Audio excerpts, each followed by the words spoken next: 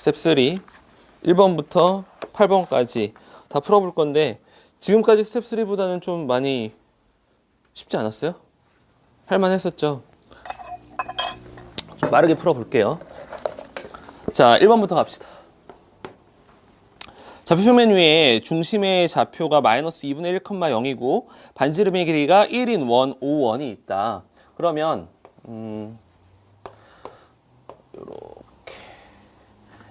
이렇게 x축이 있다고 한다면 중심의 좌표가 마이너스 2분의 1이라고 그랬고 그 다음에 이 반지름의 길이가 1이라고 그랬단 말이에요. 그러면 여기 끝점이 2분의 1이 되겠죠? 그러면 y축이 어떻게 지나가요? y축이 이렇게 y축이 지나가겠네. 그리고 이걸 5원이라고 하고요. 그 다음에 이 5원을 y축에 대하여 대칭 이동했어. 그럼 y축에 대하여 대칭 이동하면은 마이너스 2분의 1, 0이었던 원의 중심이 몇 컴마 몇이 됩니까? 2분의 1, 0이 되겠지. 그리고 대칭 이동한다고 해서 반지름은 변하지 않잖아요. 그러면 어떤 원이 되겠어? 이거랑 똑같은 원이 똑같이 지나고 이렇게 생겨먹은 원이 되겠죠. O2가 되겠지. 그쵸? 그 다음에 뭐라고 그랬냐면 O1을 X축 방향으로 이만큼 평행 이동시켰대요. 그러면 마이너스 2분의 1에 있는 거를 이만큼 평행 이동시키면 1만큼 평행 이동시켰으니까 이 점의 좌표가 2분의 3이 될 거고 반지름이 1이기 때문에 역시 이렇게 지나가는 똑같은 원의 크기 3개가 이렇게 연결되어 있겠죠. 이게 O, 3이 됩니다. 그랬을 때 지금 문제에서 얘기하는 공통 부분의 넓이는 어디예요? 여기 다 똑같은 크기겠죠? 양쪽이 똑같은 크기고 어떻게 구해요? 이런 모양? 활골은 무조건 어떻게 구합니까? 활골은 무조건 부채꼴에서 삼각형을 빼는 거예요. 부채꼴에서 삼각형을 빼면 된다. 너무 쉬운데요, 그쵸? 여기가 2분의 1이고 여기가 2분의 루트 3이고 중심각의 크기 몇 도겠어요? 여기 몇 도겠어요, 여기? 100. 왜? 뭐 1대2대 루트 3. 이거 2분의 루트 3이라는 게 선생님이 60도라는 걸 알고 있으니까 이렇게 쓴 거구나. 이거 왜 이렇게 120도가 되나요? 반지름이어서 정삼각형 나오잖아요. 정삼각형 2개 있으니까는 120도 되는 거예요.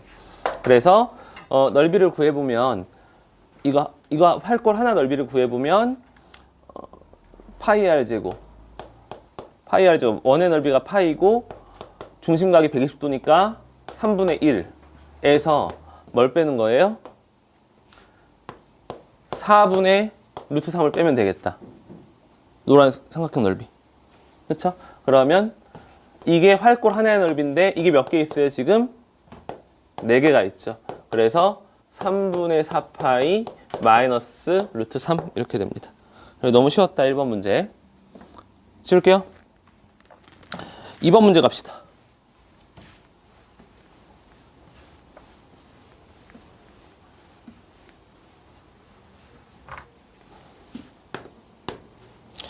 오른쪽 그림과 같이 중심의 좌표가 6,1이고 오케이.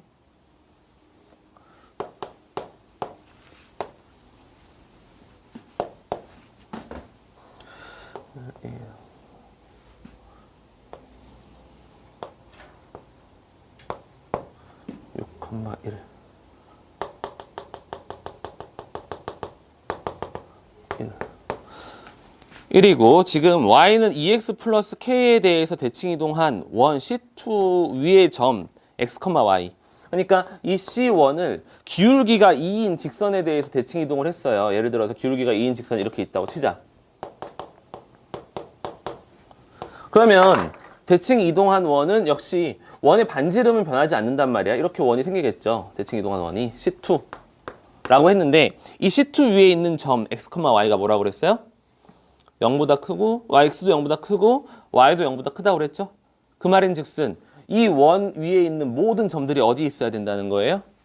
모든 점들이 1사분면에 있어야 된다는 거고 등호 표시가 들어가 있으니까 뭐 x축이랑 y축이랑 접해도 상관은 없겠네요. 그렇죠? 그렇게 됐을 때 k 값의 범위가 어떻게 되느냐? k 값의 최대값과 최소값을 구하는 거예요. 그러니까 만약에 2x 플러스 k가 k 값이 커진다면 이 2차 함수가 위로 올라가겠죠. 위로 올라가게 된다면은 대칭 이동됐을 때 이 C2가 저기 y축 왼쪽으로 넘어갈 수가 있을 거 아니에요. 그렇죠? 그러면 그 경계가 될 때가 언제인지. 그리고 또 이 2x 플러스 k가 밑으로 내려오게 되면은 대칭 이동했을 때 이제 3, 4분면 쪽으로 갈 수도 있잖아요. 그럼 그 경계가 어디인지를 구하는 거예요. 여기까지 됐어요? 어떻게 구할래요? 어떻게 구하는 게 좀 효과적일까?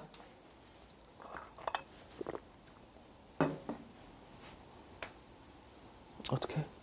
뭐 이거 미지수로 놓고 하나요?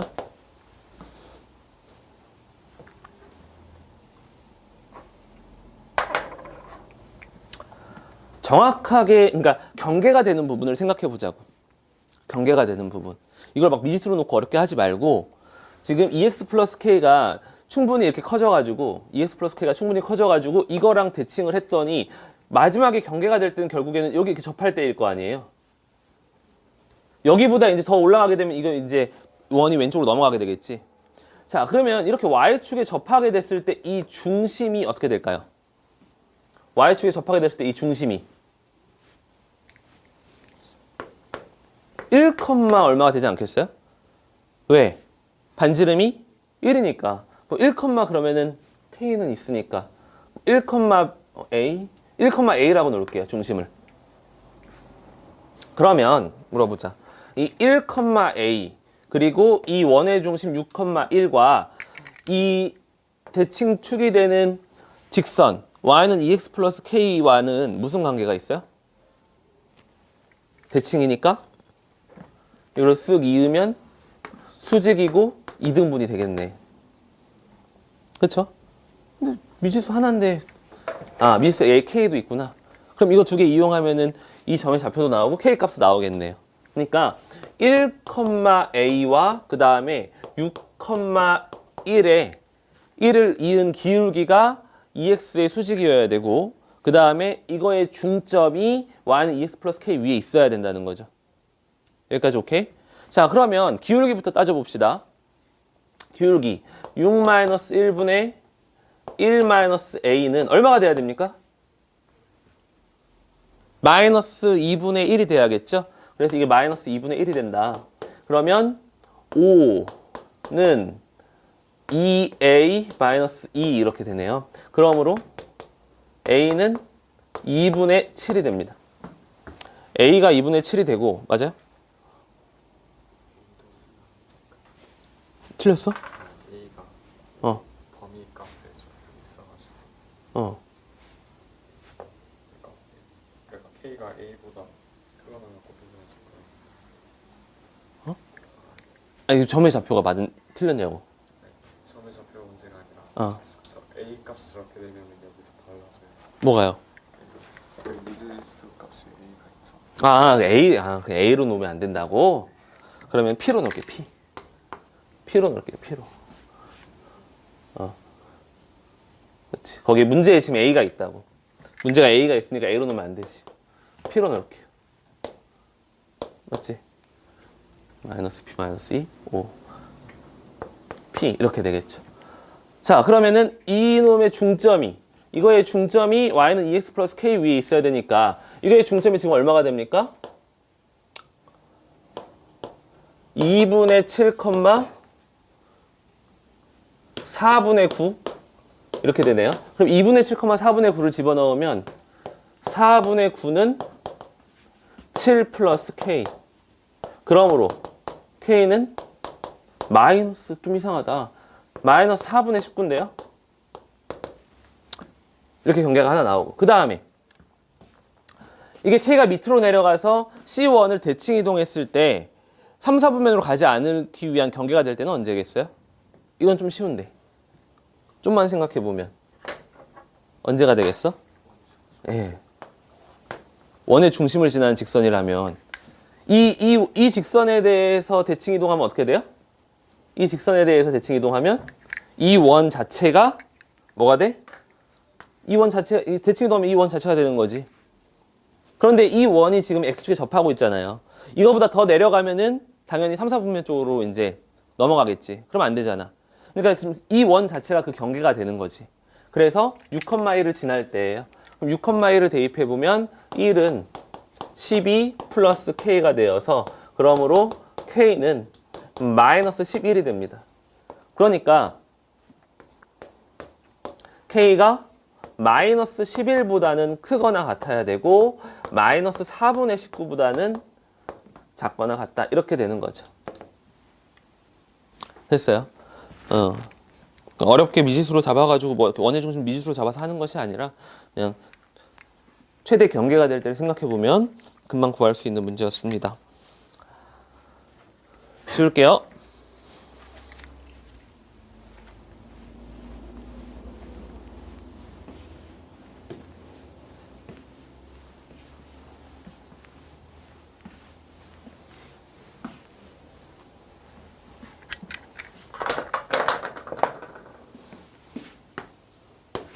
삼 번 갑시다. C1.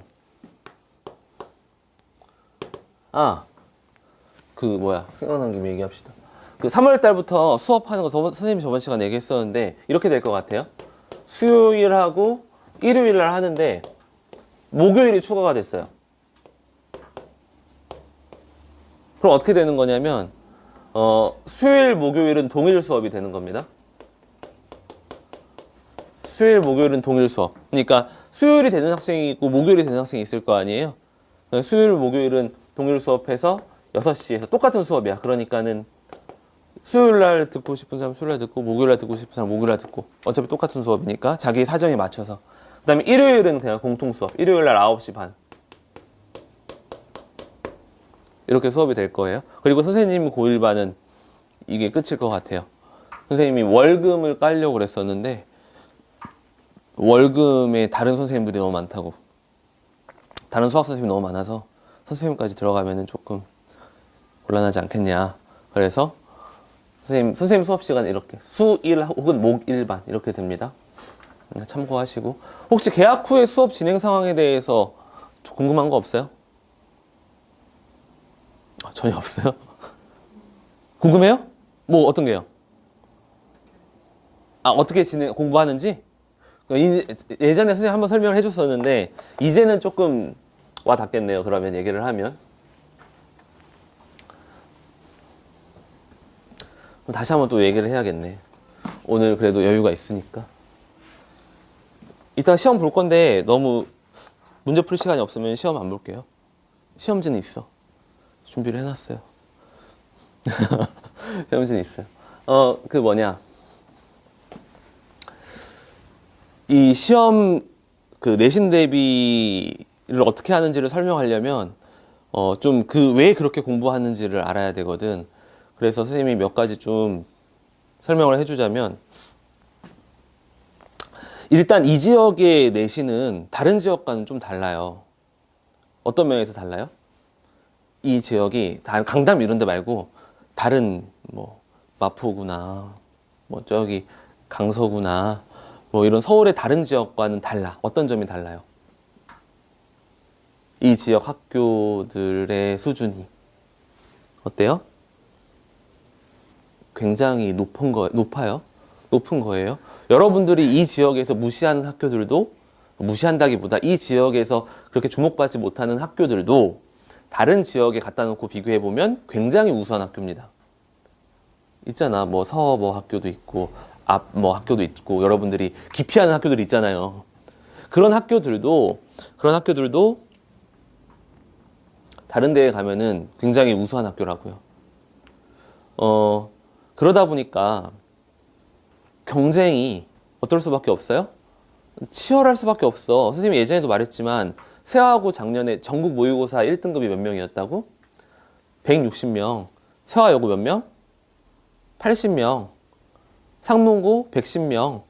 3월 달에 모의고사 보면 1등급을 받는 학생이 전교에. 다른 지역의 학교들은 전교에 1등급 받는 학생이 4%도 안 되거든요. 원래 1등급이 4%잖아.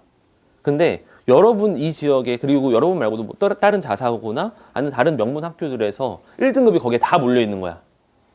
그러다 보니까 이 지역 외에 다른 일반고는 상위, 그러니까 모의고사 1등급이 전교의 4%가 안 되는 거야. 무슨 말인지 이해가 돼요? 전국적으로 4%가 1등급인데 몰려 있잖아, 그 1등급들이 다른 학교에. 그런 점이 가장 큰 차이점이에요. 근데 내신은 절대평가예요, 상대평가예요? 상대평가잖아. 그러니까 90점인지 100점인지 중요한 게 아니에요. 뭐가 중요해? 몇 등인지가 중요해. 그럼 학교 시험은 어때 야겠어요? 그 등수를 구별을 해야 된다고. 근데 어줍지 않게 문제를 쉽게 내버리면 모의고사 1등급, 전국 단위 뭐 1등급 애들이 그렇게 바글바글한 곳에서 실력이 구분이 되겠냐고. 실력이 구분이 안 될 거 아니에요. 그러면 시험이 어떻게 되겠어? 자연스럽게 어려워질 수밖에 없죠. 변별력이 있게 하려면. 어려워질 수밖에 없으면 그런 상황에서 이러한 조건 속에서 우리가 내신 대비를 어떻게 해야 되느냐. 내신 대비를 어떻게 해야 되느냐. 일단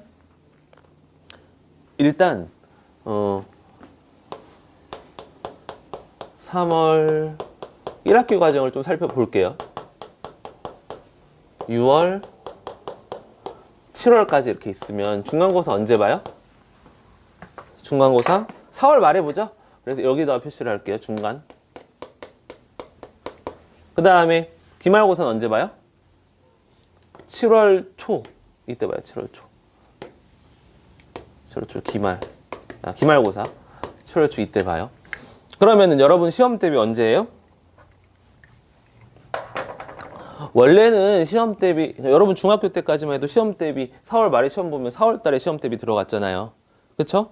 하지만 지금 여러분 뭐 공부하고 있어? 수학 상 공부하고 있잖아. 3월이 아니라 이 전부터 시험 대비는 시작된 거야.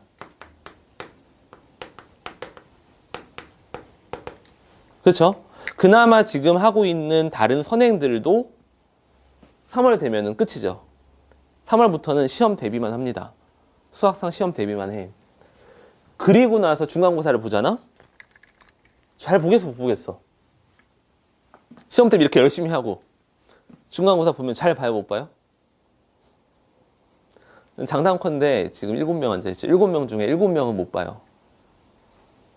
왜 그럴까? 잘 본다, 못 본다의 기준도 상대적인 거잖아요. 생각을 해봐. 전교 1등 하던 친구는 잘 본 거야? 시험? 전교 1등 했던 친구는 시험 잘 본 거예요? 아니야, 걔는 원래 하던 대로 한 거야. 걔는 어디선가 전교 1등이었겠지. 그렇죠? 전교 2등 했던 2등을 받은 친구는 1등을 노렸을 거고. 무슨 말인지 알아요? 2등급 받은 친구는 1등급을 노렸을 거고. 그렇죠? 3등급 받은 친구도 1등급을 노렸을 거예요. 근데 안 나오잖아, 점수가. 1등급 명수는 제한이 있으니까 10 몇 명밖에 안 되잖아요.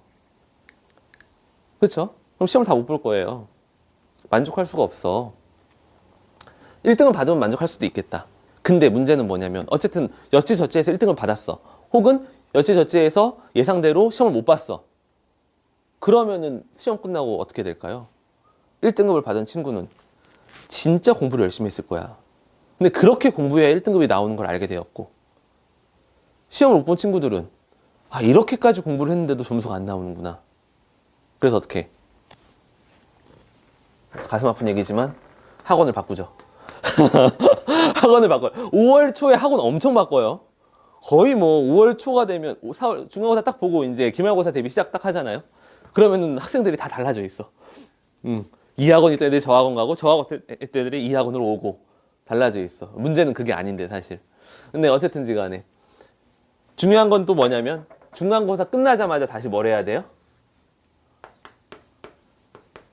기말고사 대비를 해야 돼. 잘 보면 잘 본 대로, 못 보면 못 본 대로 공부를 정말 많이 해야 된다는 걸 알거든. 그러니까 시험 대비를 또 해. 기말고사 끝나면 뭐 할 것 같아요? 기말고사 한 학기 점수가 다 나오잖아. 그러면 그렇죠? 그러면 이제 또 자기의 등급이 이제 이 중간고사까지는 등급이 나오더라도 확정 등급은 아니에요. 기말고사까지 합산해서 등급이 들어가는 겁니다. 그러니까 중간고사 못 봤어도 기말고사 때 잘 보면 등급이 잘 나올 수 있어. 라는 희망을 안고 이 기간에 또 공부를 하는 거지. 하지만 희망이 무참히 깨지고, 그치, 내가 이 학교에 왜 괜히 왔나, 다른 학교로 전학을 가야 되나, 어쨌든 고민을 하겠죠. 또 기말고사 끝나게 되면 어쨌든 만족 못해. 이때부터 또 뭐예요? 이때부터 또 시험 대비해요. 물론 방학이니까 선행을 또 할 수 있겠지. 그러니까는 이 지역에서는 여러분들이 살아남기 위해서는 1년 내내 시험 대비를 해야 돼. 2학년 올라갈 때도 마찬가지예요. 2학년 올라갈 때 2학년 1학기 내용을 공부를 하면서 선행을 하는 거야. 뭐 어쨌든 그렇게 되는 건데, 그러한 과정에서 이렇게 점수 따기가 힘든 과정에서 이거는 얘기하지 않았어요? 내신 고득점 3요소?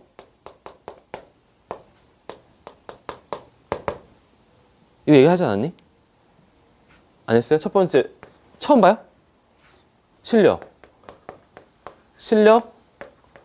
멘탈, 운도 정말 중요하다고 그랬어. 근데 어떻게 할 수 있는 부분은 아니지. 근데 실력과 멘탈인데, 실력은 공부 열심히 하면 올라가는 거잖아, 그치? 실력 열심히 올라가는 건데 철저하게 해야겠죠. 오답 관리도 철저하게 하고, 기본적인 그 고난도 문제도 풀고, 기출 문제도 풀고 공부를 하는데, 그거는 뭐 누구나 할 수 있는 거란 말이지. 그런데 여기서 선생님은 뭐에 포인트를 맞추는 거냐면, 실력에는 뭐도 포함되냐면 실수도 포함돼요. 실력에는 실수도 포함돼요. 여러분들이 인정하기 싫겠지만 실수를 했다는 것은 실력이 부족하다는 뜻이기도 해요. 실력이 부족하다는 뜻이기도 한데, 이거 실수를 어떻게 해줄 수가 없잖아. 여러분 부모님이 어떻게 해줄 수 있는 것도 아니고, 여러분이 실수한 걸 내가 옆에서 막아줄 수도 있는 것도 아니잖아요. 결국에 실수는 자기 자신이 줄여나가야 되는 거야. 근데 이제 학생들은 무슨 문제가 있어요? 어떤 문제가 있어? 실수해서 틀렸어. 그럼 어떻게 하니? 실수해서 틀리면 어떻게 해요? 문제 풀다가? 이건 실수해서 틀렸네. 내가 실력이 부족한 건 아니야. 실력은 있지만 실수해서 틀린 거야 하고 넘어가죠. 그게 잘못된 거예요. 실수해서 틀린 거가 진짜 정말 세상 억울해야 돼. 일단 평소에도 실수해서 틀린 거면 얼마나 억울해? 내가 실력이 있는데 시험 봐서 만약에 실수해서 틀리잖아요? 그럼 내가 실력이 없는 취급을 받는다니까? 그게 시험이야. 내가 아무리 실력이 있으면 뭐해? 시험 봤는데 실수해서 틀렸어. 그럼 내가 실력이 있다는 걸 아무도 인정 안 해줘. 그렇잖아. 그럼 얼마나 억울해. 근데 그런 억울함을 평소에도 갖고 있어야 되는데, 그래야지 실수에 대해서 좀 더 자기가 치밀하게 준비를 하고 할 텐데, 평소에 학생들은 어떻게? 본인 실수하면 그냥 실수해야 하고 넘어간다고. 내가 실력은 되는데 실수한 거니까. 근데 문제는 뭐예요? 시험 때 실수를 많이 해? 평소에 공부할 때 실수를 많이 해? 당연히 시험 때 실수를 많이 해요. 긴장감, 압박감, 그 속에서 실수가 얼마나 많이 나오겠어. 그리고 멘탈. 시험만 보면 점수 안 나오는 친구들. 평소에는 점수 나오는데 시험만 보면 안 나와. 있어요. 10명 중에 2-3명은 있어요. 꽤 많아. 이 중에서도 한두 명 있을 거예요. 꽤 많아. 근데 이거를 내가 어떻게 해줘? 이거를 또 선생님 어떻게 해주겠어? 어떻게 시험 가서 못 보고 오는 거를, 그럼 물어봐. 학부모님들이나 학생들이, 선생님 저 시험만 보면은 너무 떨리고 못하겠어요. 어떻게 하죠? 내가 뭘 어떻게 해? 내가 뭘, 본인이 떨리는데 내가 뭘 어떻게 해? 형식적인 대답밖에 못하죠. 뭐야, 청심환 한번 먹어봐라. 아니면은 응? 또 뭐라고 할 수 있어? 실력을 더 쌓아라. 그런 얘기는 해요. 시험 때 약한 친구들은 만약에 예를 들어서 학교 시험을 100이라는 능력치를 갖고 풀 수 있다면, 너는 실력을 120, 130을 쌓아야 된다. 120, 130을 쌓아야 시험에서 100이 발휘가 된다. 이렇게 얘기는 하는데, 그렇구나 하지만은 어쨌든 공부를 더 하라는 소리거든요. 뚜렷한 해결책이 아니야. 그런데 선생님이 이 부분들을 케어를 해주고 싶은 거야. 그래서 가장 중요하게 선생님이 다루는 컨텐츠가 바로 모의시험이죠. 모의시험. 객관식 14문제, 서술형 6문제, 60분을 매번 봐요, 시험을. 그러니까 일주일에 두 번 오잖아요. 계약하면 일주일에 2번 오니까 일주일에 올 때마다 시험을 보고, 4시간 수업이거든요. 4시간 수업이니까 1시간씩 시험을 봐요. 1시간씩 시험을 보는데, 이 모의시험, 객관식 14문제, 서술형 6문제, 60분 시험은 난이도는 꽤 높습니다. 난이도는 꽤 높아요. 그러니까 평균이 60점 정도 나와요. 근데 모든 학생 평균, 그러니까 전국 고등학생 평균 60점이 아니라 문제는 뭐냐면은 선생님 수업 듣는 친구들이 대부분 다 모의고사가 1등급이 나올 거란 말이야. 뭐 여러분들도 3월 모의고사가 전부 다 1등급이 나올 거라고 나는 믿어요. 근데 어쨌든지 간에 모의고사가 전부 다 1등급이란 말이야. 근데 그 학생들의 평균 60점이 나오게끔. 그러니까 시험의 난이도가 굉장히 높겠죠. 그래서 이 모의 시험에 대한 모의 시험 몇 번 보겠어요? 지금 계획으로는 한 14번 정도까지 봅니다. 14번 정도까지 봐요. 중간고사까지 수업 실수를 선생님이 따져보니까 15회 나오더라고. 직보 포함해서. 그러니까 지금 계획으로는 14번 보는데 중간에 이런 경우가 있어. 모의 시험이 너무 어렵고 힘들어가지고 한번 복습 시험을 볼 때가 있어요. 뭐 예를 들어서 모의 시험을 6회까지 봤어. 1회부터 6회까지 봤는데 지금까지 너무 틀린 것도 많고 너무 힘들어 보여 아이들이. 그럼 선생님 어떻게 하느냐? 6회까지 본 시험들 중에서 중요한 문제, 어려운 문제를 다 뽑아서 서술형 문제로 변환시킨 다음에 그 다음에 시험으로 출제를 해요. 그런 식의 시험이 한번 들어갈 수 있어. 그래서 어쨌든 12회에서 14회 정도 될 거고 제일 중요한 선생님 수업에서 가장 중요한 콘텐츠입니다. 그 다음에 서술형 첨삭은 하고요. 이거 서술형 볼 거 아니야. 서술형 첨삭을 선생님이 그러니까 여러분들이 OMR 카드랑 서술형 답안지를 제출을 할 거예요. 문제를 풀고 나서.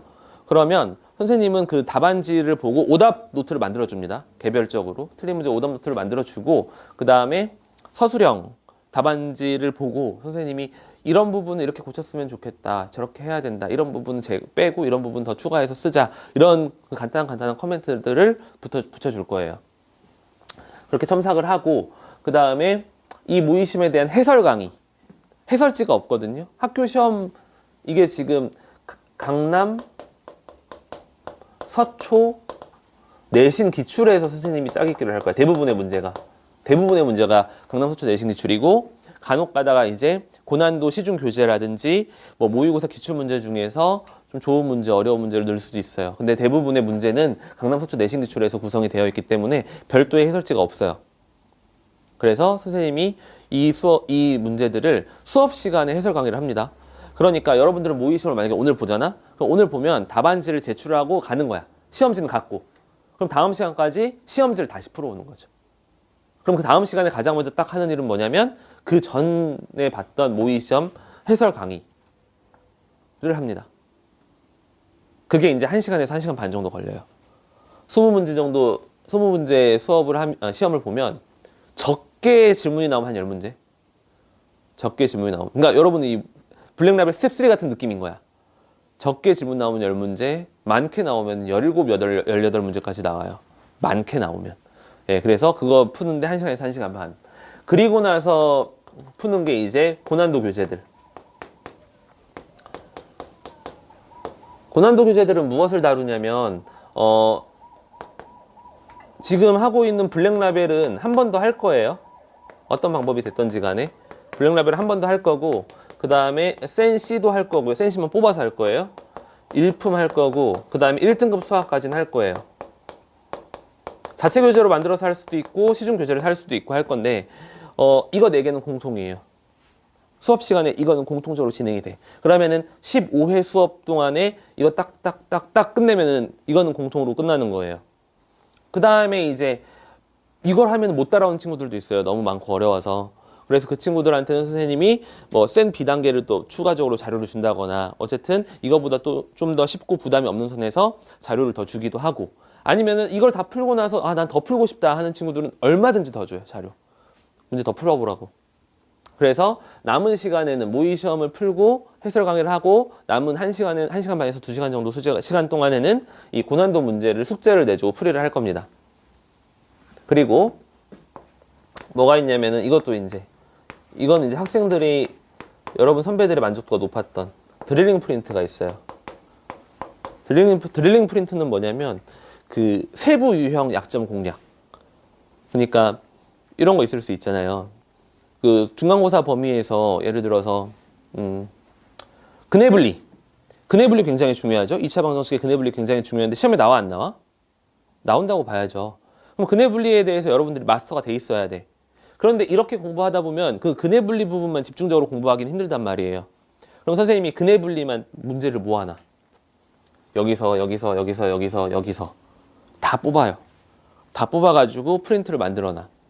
그러면 이 프린트, 드리링 프린트를 풀면 그 부분에 대해서 확실하게 실력이 상승하는 거죠. 근데 이게 주요 부분도 할 수 있는데 또 선생님이 물어봐요. 자, 자기 드리링 프린트 만들어 주기를 희망하는 사람하고 이제 선생님 물어봅니다. 그러면은 그 학생이 예를 들어서 남들은 다 잘하는데 자기는 예를 들어서 음수의 제곱근이 잘 안 된대. 음수의 제곱근이 좀 약해. 음수의 제곱근 드리링 프린트 만들어 주세요. 그러면 선생님이 음수의 제곱근 파트만 다 뽑아가지고 또 만들어줘요. 그럼 그렇게 만들어 놓으면 다른 학생들이 또 필요한 학생들이 있어. 그럼 그걸 가져가서 공부를 하는 겁니다. 무슨 말인지 알겠어요? 그래서 드리링 프린트는 선생님이 중요하다고 생각하는 거. 그리고 여러분들이 생각하기에 자기의 약한 부분들을 집중적으로 공부할 수 있는. 그래서 매번 수업 시간마다 1회에서 2회에 프린트가 따로 제공이 돼요. 그래서 내신 시스템 이렇게 돌아갑니다. 그러니까 실수를 잡고 멘탈을 잡기 위해서 선생님이 중요하게 생각하는 건 그거예요. 연습은 실전처럼 실전은 연습처럼. 그러니까 선생님, 여러분 선배들이 하는 말이 뭐냐면 모의 시험 보다 보면 그냥 학교 시험은 모의 시험의 연장선상이라고 얘기를 해요. 그러니까는 학교 시험 보러 간다고 해서 뭐 특별하게 더 떨리긴 하겠지만 어쨌든 아이들이 말로는 시험 보다가 가서 그냥 한 번 더 본다 그런 느낌인 거야. 좀 더 편한 느낌인 거죠. 특별하기보다는. 그래서 실수도 이렇게 모의시험 실전 연습을 많이 하다 보면 자기가 실수도 잡을 수 있고 멘탈도 잡을 수 있고 잡은 멘탈을 여기서 이제 최고 점수, 평균 점수 나와서 문자 가면은 거기서 약간 멘탈이 흔들렸다가 다시 도끼를 품고 공부 열심히 하게 되고 네 이렇게 진행됩니다. 굉장히 빡빡해요. 따라올 수 있는 기준도 있어요. 그러니까 지금까지 경험상이에요. 경험상 모의고사 1등급을 받아도 이 과정을 따라오기 힘들어하는 학생이 대부분이에요. 보통 보면 내신을 1등급 받잖아요.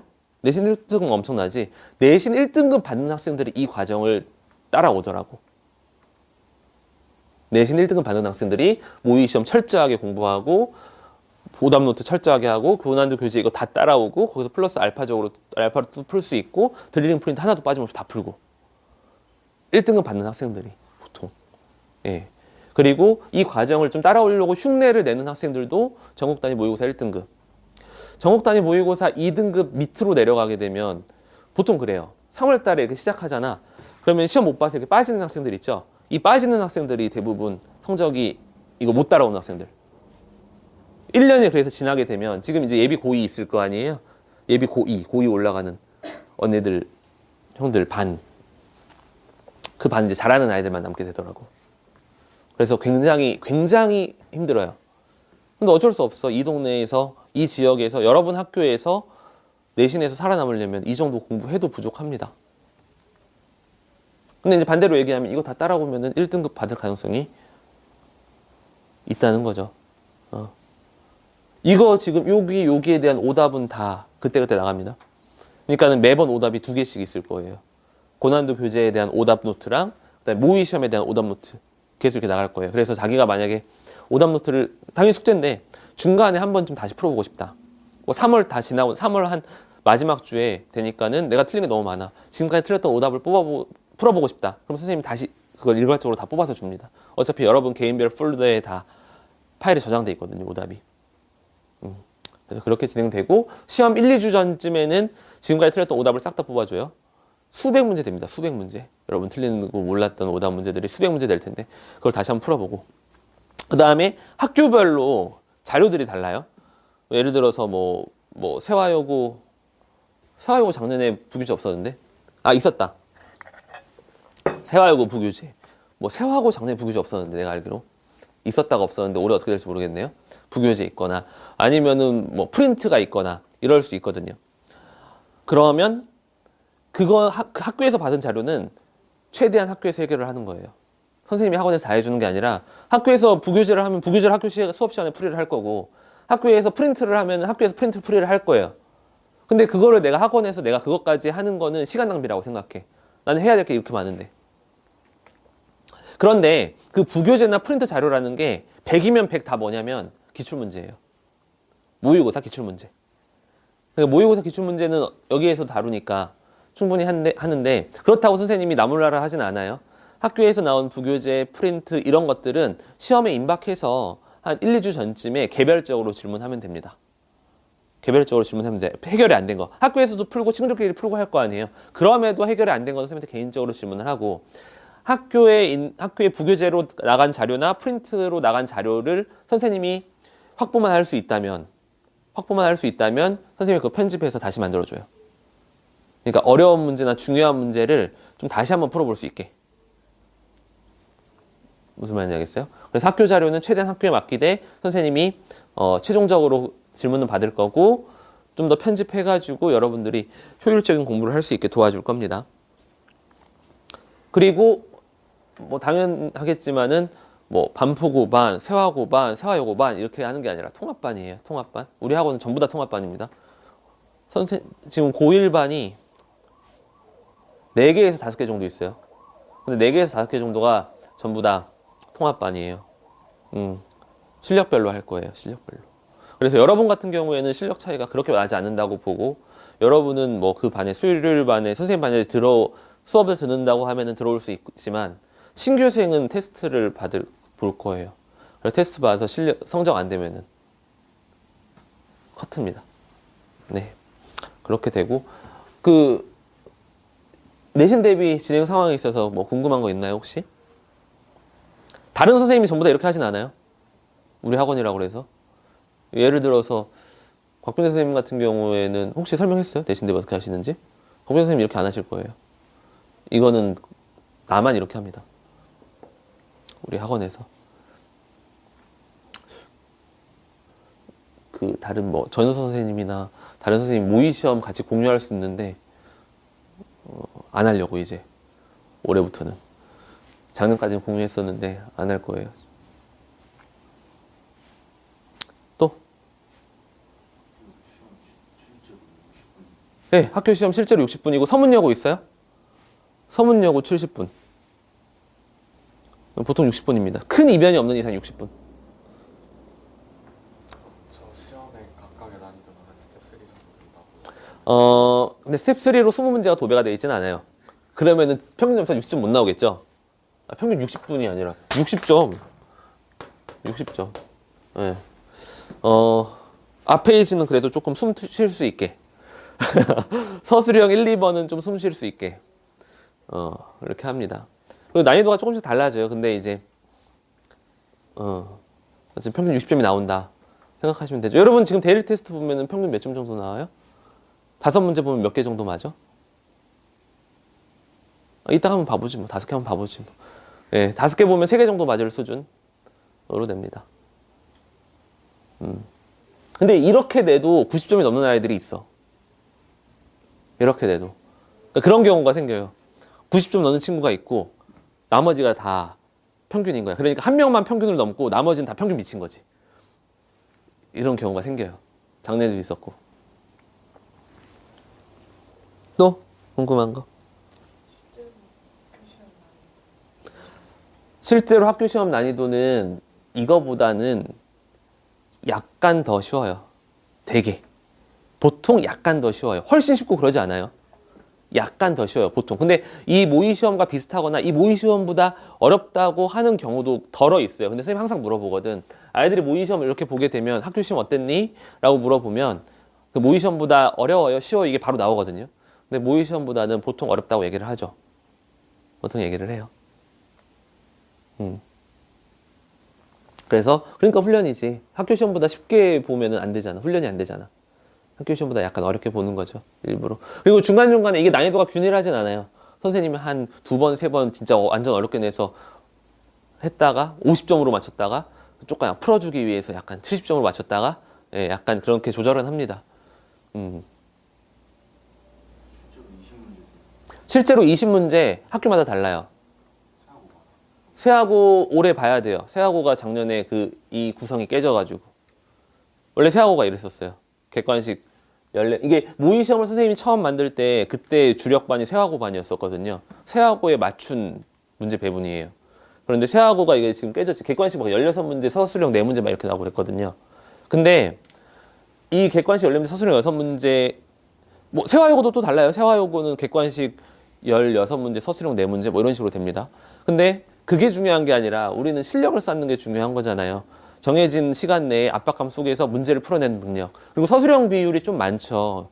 이 시험에 서술형 비율이 좀 많아요. 왜 그러냐면 선생님이 여러분 서술형 첨삭 좀 더 하려고. 서술형이 아무래도 점수 배분이 크니까, 배점이 크다 보니까는 학교에서 중요하거든요. 그걸 훈련시키는 거예요. 그래서 학교 시험은 이거보다는 대부분 다 서술형 비중이 조금 더 낮습니다. 서술형 비중이 조금 더 낮다. 또 없어요? 세화요, 반포고. 소연이 세화요인가요? 어디에요? 반포가 오래 맞네. 세화, 남자애들은 다 세화. 반포가 많아. 저녁반에도 반포고 한 명 있는데 굉장히 잘하는 친구 한 명 있어요. 반포고. 윤조도 반포고. 반포고가 이번에 좀 많아. 그래요. 또 질문 없어요?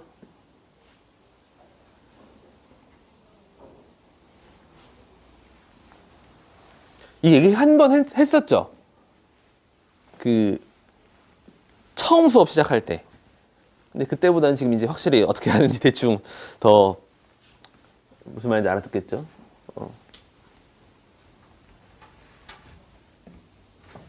그래서 3월 6일 개강? 3월 6일 개강입니다. 수요일 개강.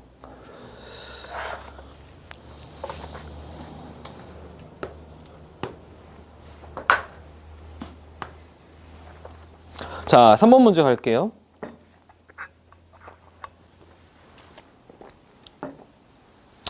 C1이 일반형으로 써 있는데 이거 표준형으로 좀 바꿀까요? x 플러스 1의 제곱 플러스 y 마이너스 2의 제곱이 얼마가 됩니까? 1 이렇게 되죠. 자, 점 A, B에 대하여 대칭 이동한 원을 C2라고 하면 C1, C2가 외접한다. 이때 A제곱 플러스 B제곱의 최대값을 구하시오. 지금 무슨 말이냐면 여기 지금 마이너스 1,2예요. 그런데 지금 이 원을 점 A, B에 대해서 대칭 이동하는데 그러면 대칭 이동한 원과 원래 원이 외접한데 어떻게 되는 거예요 지금? 그냥 임의로 점이 이렇게 떨어져 있어서 대칭 이동하면 안 된다는 소리야. 외접해야 돼. 그러면 그 대칭점은 어디에 있는 거예요? 대칭점은 이렇게 원 위에 있어야 되는 거야. 그래야지 대칭했을 때 이렇게 똑같은 원이 나오고 이 점에서 외접한다는 말이 나오지. 문제 이해됐어요?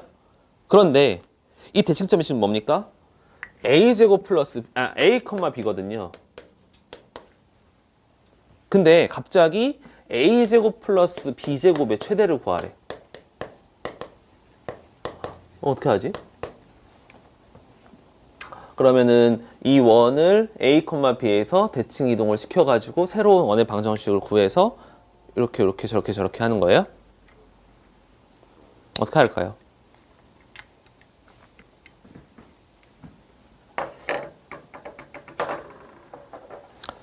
이 문제는 그렇게 식으로 덤볐다가는 이제 먼 길 가는 겁니다.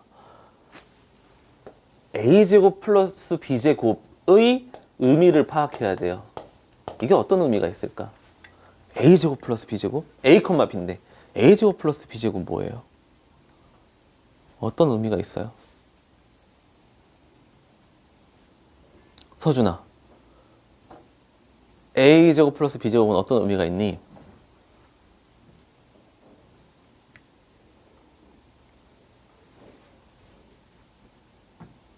봐요. A, B와 0, 0 사이의 거리 어떻게 구해요? A제곱 플러스 B제곱의 루트잖아. 그러면 A제곱 플러스 B제곱의 최대값은 뭐겠어요? 원점으로부터 가장 멀리 떨어진 점을 구하라는 거야. 어디 위에서? 이 원 위에서. 그럼 이제 문제가 쉽지. 그럼 문제가 쉽죠. Y축이 이렇게 들어가 있고 X축이 이렇게 들어가겠죠?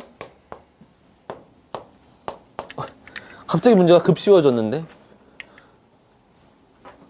원점에서 가장 멀리 떨어진 점, 이 원 위에 어떻게 구하는 거예요?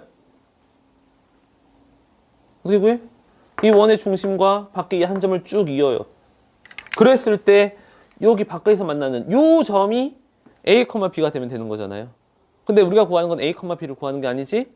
A 제곱 플러스 B 제곱 값을 구하는 거죠. 이 거리의 제곱 구하면 되죠. 이 거리 얼만데? 여기 마이너스 1,2잖아요. 루트 5 플러스 1이 되는 거예요. 루트 5 플러스 1에 뭘 구하면 돼요? 제곱을 구하면 되지. 6 플러스 2 루트 5겠네요. 이걸 생각을 할 수 있어야 됩니다. 특히 여기 단원 풀 때. 똑같은 문제가 8번에 있죠. 8번부터 갈게요. x는 a일 때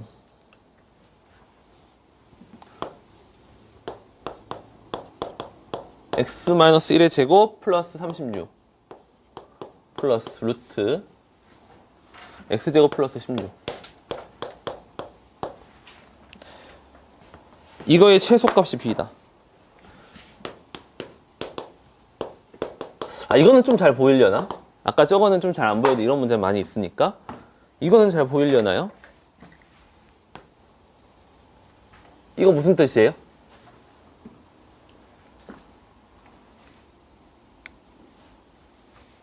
설마 이거의 최소 구한다고 해서 이거 전체를 제곱하고 이뤄버리면 안 돼. 그럼 또 먼 길 가는 거야. 마찬가지로 생각해보면 이렇게 생각할 수 있지 않을까요? x, 0과 그 다음에 1,6 사이의 거리라고 생각할 수 있지 않나요? 맞죠? x, 0과 1,6 사이의 거리. 그래서 얘는요. x, 0과 0,4 사이의 거리라고 생각할 수 있지 않아요? 결국에 뭐가 되는 거냐면 x축 위의 점 x축 위의 점이 1,6과 0,4 사이의 거리를 구했을 때 x축 위의 점과 최소가 되는 그 x좌표를 구하라는 거죠. 그러니까 무슨 말이냐면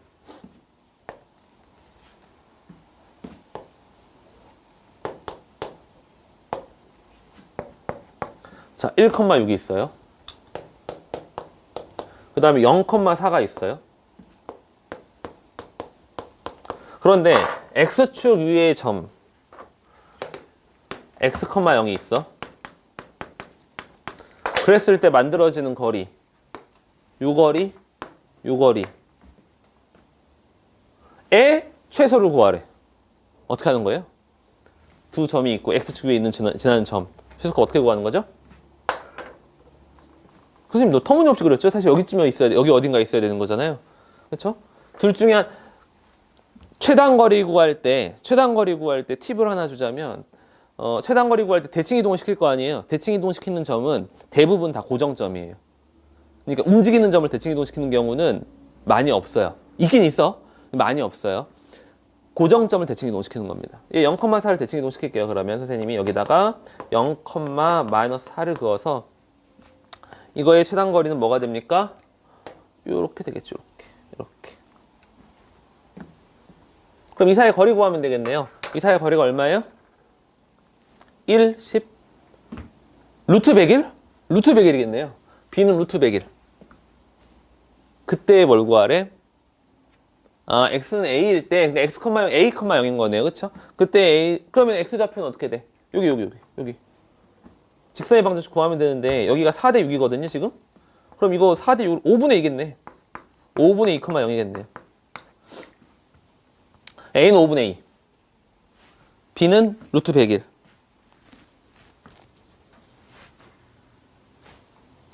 됐어요. 그래서 3번이나 뭐 7번이나 지금 이 식이 나타내는 의미를 찾아야 되는 거예요. 식이 나타내는 의미. 근데 8번인데? 8번이나 8번 같은 경우는 이러한 꼴이 사실 그 센 비단계 같은 기본 문제도 많이 나오니까 캐치를 바로 하는데 사실 a제곱 플러스 b제곱 하면 우리 많은 것들이 생각나긴 해요. 뭐 피타고라스가 생각날 수도 있고 그렇죠? 원이 생각날 수도 있고 근데 이제 원점과의 거리는 생각나기가 좀 힘들긴 하지만 어쨌든 같은 맥락에 있는 문제이죠. 지울게요.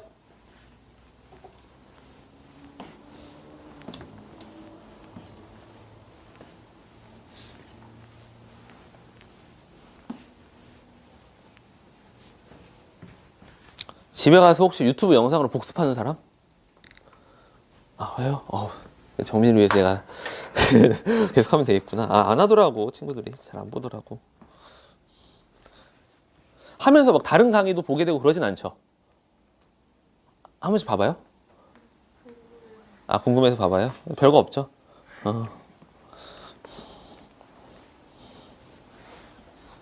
그렇게 복습해주면 고맙지. 자, 4번 갈게요.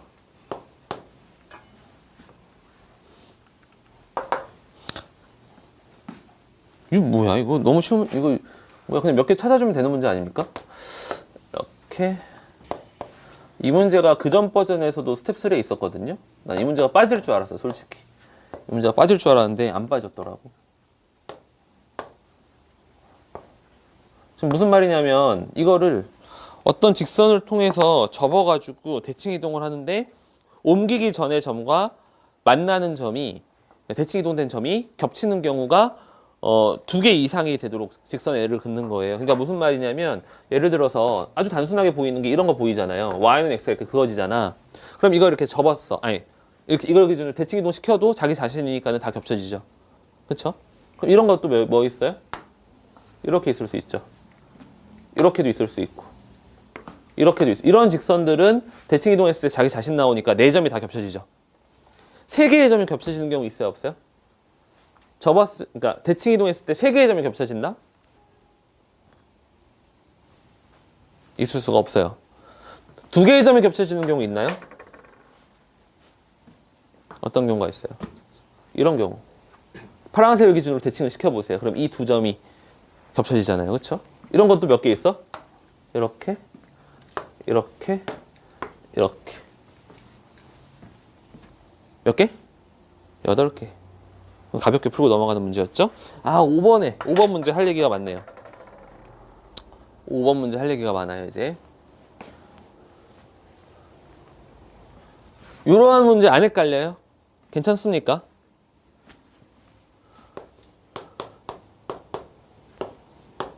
fx,y는 0이야. 그런데 최종적으로 어떻게 됐냐면 f의 마이너스 x 플러스 1, y 마이너스 1은 0 이렇게 돼 있어요. 이거 좀 물어보자. 어떻게 배웠어요? 이거 대칭 이동이나 평행 이동 시키는 거 어떻게 배웠니? 이런 문제 따로 일단 이런 문제 푸는 방법을 따로 배웠어요?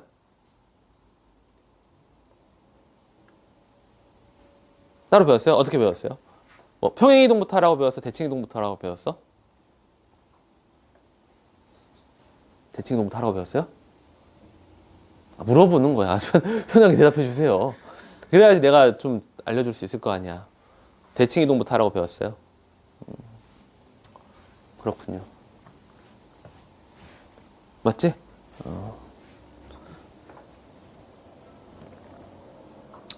이런 문제 풀 때 대칭 이동이든 평행 이동이든 순서는 중요치 않습니다. 순서 안 중요해요. 뭐가 중요하느냐? 착각을 하는 게 있어. 무슨 착각을 하냐면 봐봐요. 여기서 내가 만약에 여기서 이거 지금 무시하고요. 그다음에 예를 들어서 x y 플러스 2 예를 들어서 이렇게 바꿨어. 그럼 이거 뭐 어떻게 한 거예요? 지금 이거를 갖다가 x축으로 1만큼 평행 이동하고 y축으로 마이너스 2만큼 평행 이동했죠? 자, 이거를 y는 x 대칭을 시킬게. y는 x 대칭을 시키면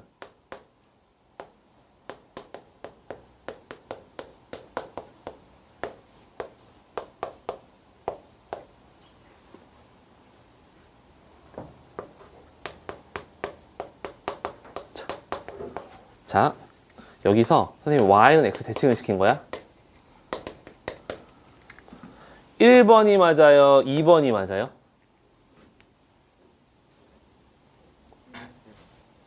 자, 1번이 맞다 손.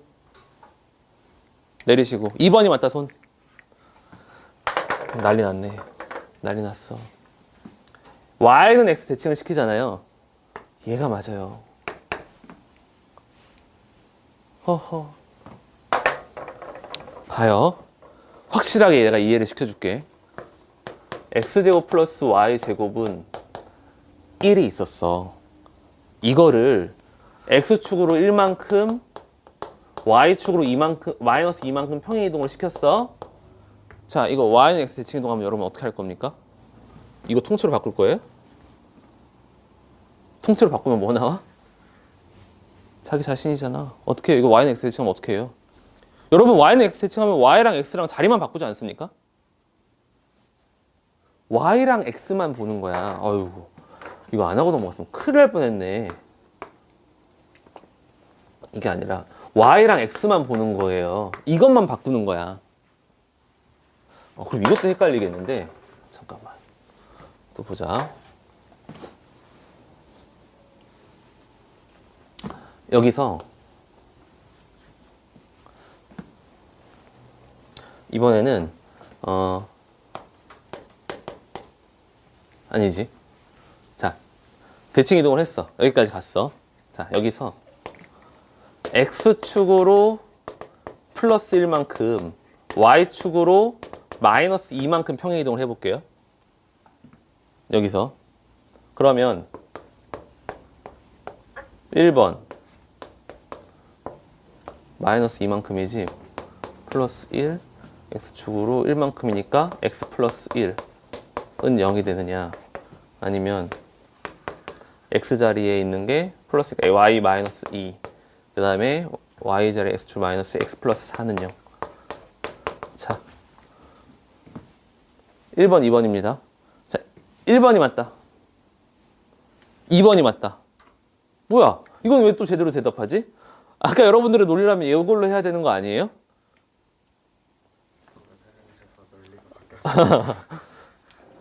주의해야 될 건 뭐냐면, 이 문제를, 이러한 문제 스타일 뭔지 알죠? 이런 문제 풀 때 주의해야 될 점은 뭐냐면 x, y 문자만 보는 거야.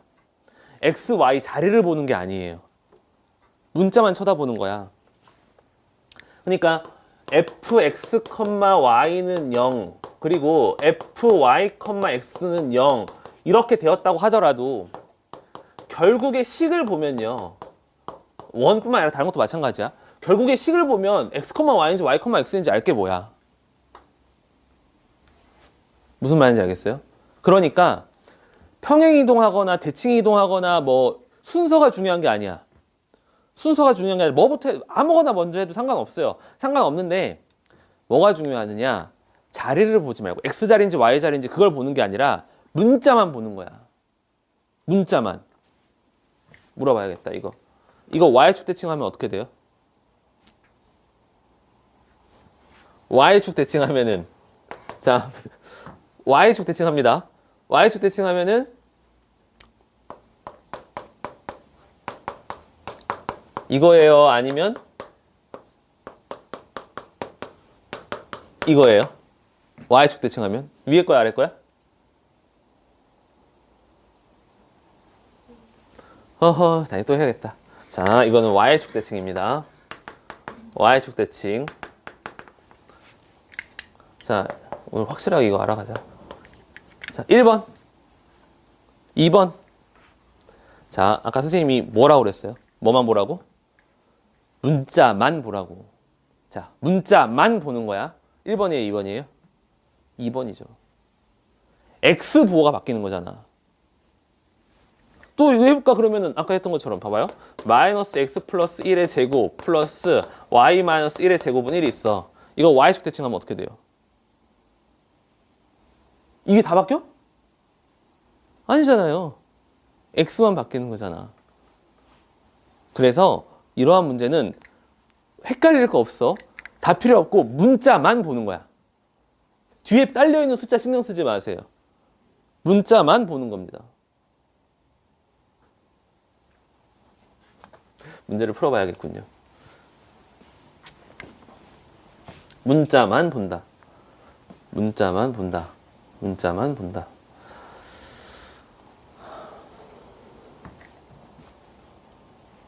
단 그거는 마지막에 해주세요.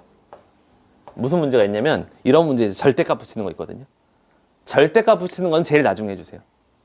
대신에 평행이동이든 대칭이동이든 무엇을 먼저 하든 상관은 없어요. 가보자. 그럼 우리 여기서 이거 가는 거 여러 가지 방법으로 해볼까요? 일단 뭐부터 할까요? 평행이동부터 해볼까요? 그럼 x축으로 얼만큼 평행이동하게끔 만드는 게 좋을까?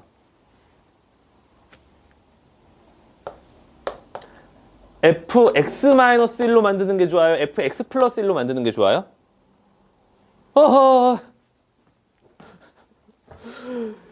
여기서 평행이동할 때 봐요. 여기까지는 괜찮은데 그럼 여기서 이거 갈 때는 그러면 y축 대칭할 거예요? y축 대칭하면 뭐만 바뀐다고? x부호만 바뀐다고.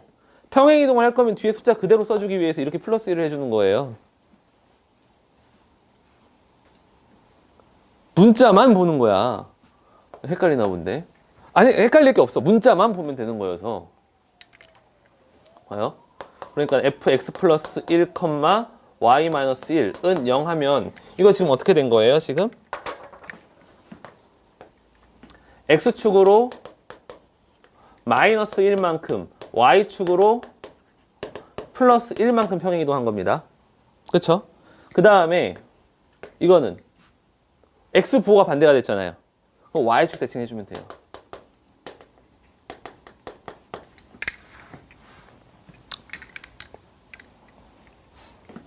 다른 방법으로 갑시다. 이번에는 대칭이동부터 해줄까요? x 앞에 개수가 마이너스니까 y축 대칭한 거죠?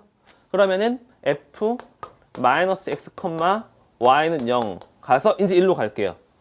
그러면 봐봐. 여기서는 x축으로 아니지 y축 대칭을 한 거고 y축 대칭을 한 거고 자, 그 다음에 여기서 1로 갈 때는 그럼 어떻게 되는 거예요? 마이너스 x 플러스 1이 됐네. x축을 얼만큼? 플러스 1이에요? 마이너스 1이에요?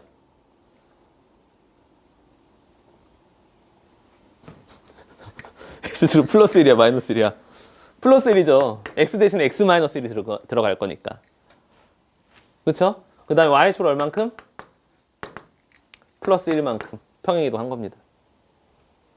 대칭이동을 먼저 하든 평행이동을 먼저 하든 상관없어. 문자만 본다. 그 원칙 하나만 지키면 돼요. 근데 아까처럼 여기서 만약에 x-1로 갔다. 그러면 대칭이동 한 다음에 또 평행이동 해야겠지. 자리로 보는 게 아니라 문자로만 봅니다. 문자로만. 또 있다. 하나 더 있네요. 하나 더 해볼까요? 이번에는 x랑 y랑 자리가 바뀌었는데 f y-1, x 플러스 2는 0. 단순하게는 이렇게 갈 수 있겠네요. y랑 x부터 자리 바꾸는 게 좀 편해 보이긴 하네. f에 y, x로 먼저 바꾼 다음에 가면 이건 어떻게 됩니까? 지금 y는 x 대칭을 하고 그 다음에 자 이거 여기서 이거 갈 때 x축으로 1만큼 움직인 거예요? y축으로 1만큼 움직인 거예요? 문자만 보는 거지 y축으로 플러스 1만큼 이동한 거예요. x축으로는 마이너스 2만큼 이동한 거고요. 괜찮죠 이제? 자 그럼 이번에는 평행이동부터 해볼게요. 평행이동부터 여기서 그러면 문제 x-1, y 플러스 2는 0으로 맞춰줄까요? x 플러스 2, y 마이너스 1은 0으로 맞춰줄까요? 위에 1번으로 맞춰줄래요? 평행이동부터 할까요? 2번으로 맞춰줄래요? 이제 안 헷갈리지? 1번으로 맞춰주는 거예요. 1번으로. 뒤에 있는 숫자가 중요한 거야. 이 숫자만 맞춰주면 돼. 그럼 봐봐요. 그러면 이렇게 갈 때는 어떻게 된 거야? x축으로 플러스 1만큼 y축으로 마이너스 2만큼 평행이동을 시키고 이렇게 갈 때는 이제 뭐 하면 돼요? y는 x 대칭만 하면 돼.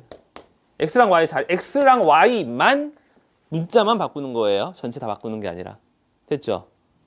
아니 이거 이렇게 정확하게 몰랐는데 다 틀렸겠는데 문제 풀 때? 다 맞았어요?